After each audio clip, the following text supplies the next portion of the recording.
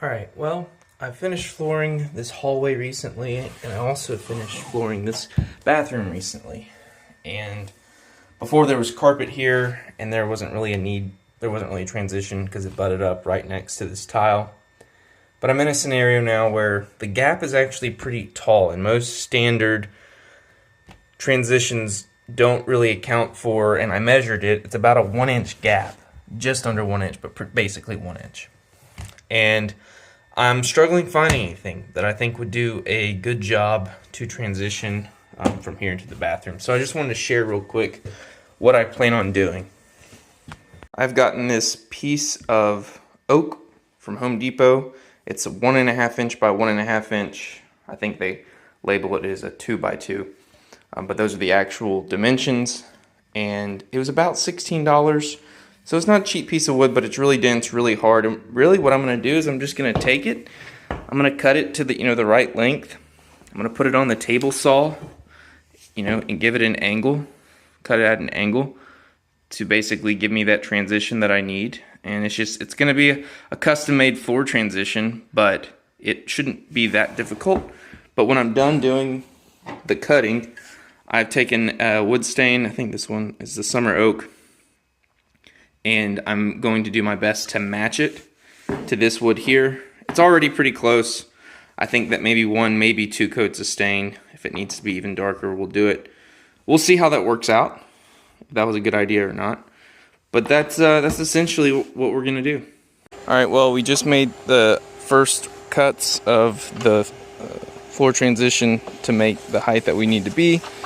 We're going to sand it down and make it all smooth. Okay, so here we got the piece of floor trim. I cut it down to the correct length to be the longest distance here in the door jamb, not the shorter distance here. So then what we're going to do is I'm going to slide it in here, and I'm going to mark right exactly where I need to do a cut. Now what's going to happen is most all of this is going to be sitting here on the floor, and then this lip, which is going to sit on this surface, a little bit of it will wrap around. So I'm going to mark where I should cut along here, but then also the part up here that I should preserve so that I can sit here in this corner. Another just quick note I wanted to show is I'm going to drill holes so that these screws sit flush with the flooring.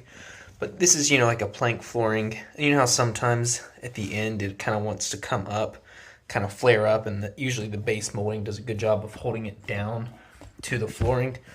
Well, that's the case we have here, and so I am going to actually just have these screws to hold down the flooring as I kind of get an idea of how this is going to sit, just to make sure that everything is how it should be. Okay, well, we got our piece of trim here. We've notched out the edges that allow it to sit in here.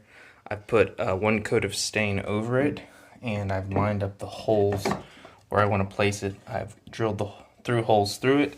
I'm going to put a small chamfer at the top, and I want to show off this screw that I'm using. It's a really thin screw, square head, that's going to give just the tiniest amount of show. So we'll do a very small chamfer, and then we'll fill in the top with wood putty. But anyways, this is how it's going to look, and then we'll put it down. Alrighty, well, we got the floor transition done. We got the putty filled over it. I know you can still see where the holes were. If y'all have any good ideas on how to cover those better, let me know.